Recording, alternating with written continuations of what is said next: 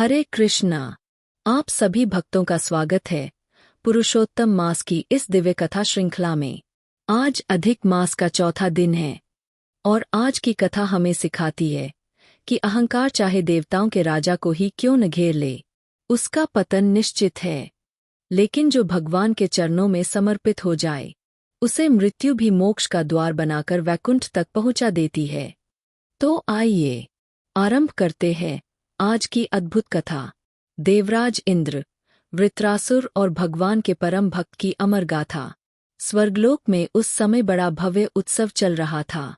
देवराज इंद्र अपनी पत्नी शची देवी के साथ स्वर्ण सिंहासन पर विराजमान थे। चारों ओर गंधर्व मधुर संगीत गा रहे थे। अप्सराएं मनमोहक नृत्य कर रही थीं। रुद्रगण, आदित्यगण, वसु, सिद्ध और ऋषिमुनि सभा की शोभा बढ़ा रहे थे। स्वर्ग का वैभव अपने चरम पर था। लेकिन कहते हैं ना, जब ऐश्वर्य सिर चढ़कर बोलने लगे तो विवेक धीरे धीरे साथ छोड़ देता है। इंद्र के हृदय में भी धीरे धीरे अभिमान जन्म लेने लगा। उन्हें लगने लगा कि तीनों लोकों में उनसे बड़ा कौन है। तभी उसी सभा में देवताओं के गुरु महाज्ञानी ऋषि बृहस्पति पधारे। संपूर्ण सभा आदर में झुक गई। लेकिन देवराज इंद्र अपने सिंहासन पर ही बैठे रहे। ना उन्होंने उठकर गुरु का स्वागत किया, ना प्रणाम किया, ना ही उचित सम्मान। गुरु बृहस्पति सब समझ गए। उन्होंने मन ही मन सोचा, अब इंद्र के पतन का समय निकट आ गया है। और बिना कुछ कहे वे वहां से अदृश्य हो गए। कुछ ही क्षण बाद इंद्र का अहंकार टूटने लगा। उन्हें अपनी भूल का एहसास हुआ।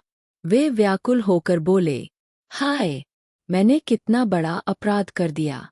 अपने ही गुरु का अपमान कर बैठा। जिस मनुष्य के जीवन में गुरु का सम्मान नहीं, उसका कल्याण कभी नहीं हो सकता। पश्चाताप से भरे इंद्र तुरंत गुरु बृहस्पति को खोजने निकले।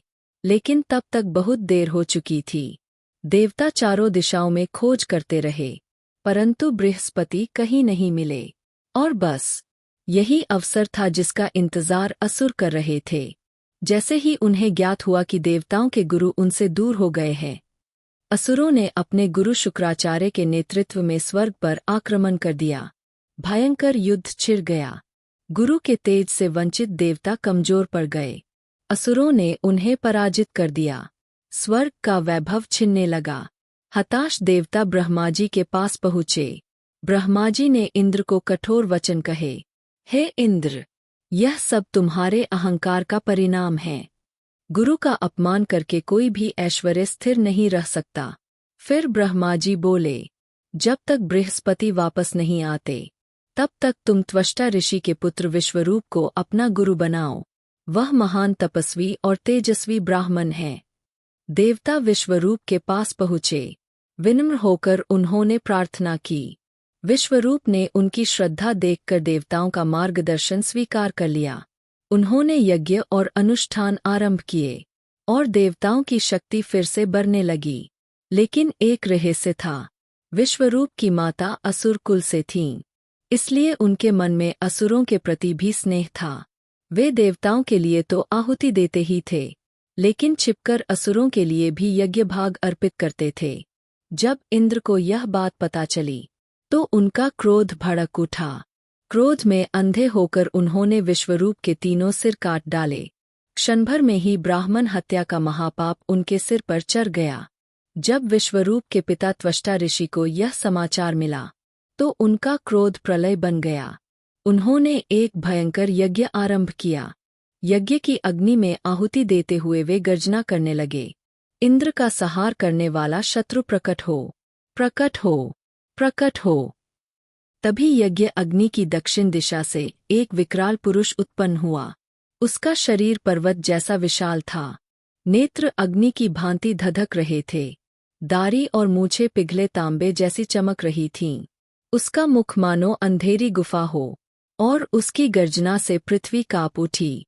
उसने तीनों लोकों को अपने भय से ढक लिया और इसी कारण उसका नाम पड़ा वृत्रासुर। वृत्रासुर इतना भयानक था कि देवता उसके सामने टिक भी नहीं पा रहे थे। वे जो भी अस्त्र चलाते, वह उन्हें निगल जाता। अंततः भयभीत देवता भगवान श्रीहरि की शरण में पहुँचे। उन्होंने हाथ जोड़कर प्रार्थना की, हे प्रभु, अब केवल आप ही हमारी रक्षा कर सकते हैं। भगवान विष्णु मुस्कुराए और बोले, हे देवताओं, जो मेरी शरण में आता है उसके लिए कुछ भी असंभव नहीं रहता। फिर भगवान ने उपाय बताया, तुम महान ऋषि दधीची के पास जाओ। उन्होंने तपस्या से अद्भुत तेज प्राप्त किया है। यदि वे लोक कल्याण हेतु अपना शरीर त्याग दें तो उनकी अस्थियों से बना अस्त्र वृत्रासुर का अंत कर सकता है। देवता ऋषि दधीची के आश्रम पहुँचे। उन्होंने विनम्रता से सारी बात कही। महान ऋषि मुस्कुराए। उन्होंने कहा, यदि मेरा शरीर संसार के कल्याण में काम आ जाए तो इससे बड़ा सौभाग्य क्या होगा। फिर उन्होंने भगवान श्रीहरि का ध्यान किया और योग बल से अपने प्राण त्याग दिए। उनकी पवित्र अस्थियों से विश्वकर्मा ने एक दिव्य अस्त्र बनाया। भगवान नारायण ने उसमें अपना तेज स्थापित किया। वही अस्त्र आगे चलकर कहलाया वज्र। अब देवराज इंद्र ऐरावत हाथी पर सवार होकर युद्ध भूमि में पहुँचे। देवताओं और असुरों के बीच भीषण संग्राम छिड़ गया। चारों दिशाओं में अस्त्रों की वर्षा होने लगी। लेकिन तभी वृत्रासुर ने ऐसी गर्जना की कि देवता भय से काँप उठे। इंद्र ने क्रोधित होकर अपनी गदा फेंकी, पर वृत्रासुर ने उसे खेल खेल में पकड़ लिया और ऐरावत पर ऐसा प्रहार किया कि वह रक्त उगलते हुए भूमि पर गिर पड़ा। इंद्र के हाथ से वज्र भी छूट गया। लेकिन आश्चर्य की बात देखिए, वृत्रासुर ने निहत्थे इंद्र पर प्रहार नहीं किया। उसकी वीरता देखकर तीनों लोग उसकी प्रशंसा करने लगे। फिर वृत्रासुर गर्जना करके बोला, हे इंद्र, तुमने अपने गुरु और मेरे भाई की हत्या की है। आज मैं तुम्हारा अंत कर दूंगा। लेकिन अगले ही क्षण वही वृत्रासुर भगवान नारायण की ओर देखकर प्रार्थना करने लगा। हाँ, क्योंकि वह कोई साधारण असुर नहीं था, वह भगवान का परम भक्त था। उसने कहा, हे कमलनयन प्रभु, यदि आपके चरणों की भक्ति छोड़कर मुझे स्वर्ग, सिद्धियां या मोक्ष भी मिल जाए तो भी मुझे वह स्वीकार नहीं। मैं केवल यही चाहता हूँ कि मेरा मन सदा आपके चरणों में लगा रहे। यही तो एक सच्चे भक्त की पहचान है। बाहर से वह युद्धभूमि में खड़ा था, लेकिन भीतर से उसका हृदय केवल भगवान श्रीहरि के प्रेम में डूबा हुआ था। वृत्रासुर जानता था कि भगवान के तेज से युक्त वज्र ही उसकी मृत्यु का कारण बनेगा, लेकिन उसे मृत्यु का भय नहीं था, क्योंकि वह जानता था यह मृत्यु नहीं, भगवान के धाम लौटने का मार्ग है। अंत वृत्रासुर ने इंद्र को युद्ध के लिए फिर ललकारा। उसने त्रिशूल से आक्रमण किया और उसी क्षण इंद्र ने वज्र उठाकर प्रहार कर दिया। वज्र के प्रहार से वृत्रासुर की दोनों भुजाएं कट गईं। फिर एक अंतिम प्रहार हुआ और वृत्रासुर का विशाल मस्तक पृथ्वी पर गिर पड़ा। उसी क्षण उसकी आत्मा दिव्य प्रकाश बनकर शरीर से निकली और सीधी भगवान के धाम वैकुंठ में प्रवेश कर गई। देवराज इंद्र को पुनः स्वर्ग और ऐश्वर्य प्राप्त हो गया, लेकिन वृत्रासुर को उससे भी महान प्राप्ति हुई। उसे मिला भगवान के नित्य धाम में स्थान। इस कथा से हमें शिक्षा मिलती है कि बाहरी रूप से कोई देवता हो या असुर, भगवान केवल हृदय की भक्ति देखते हैं।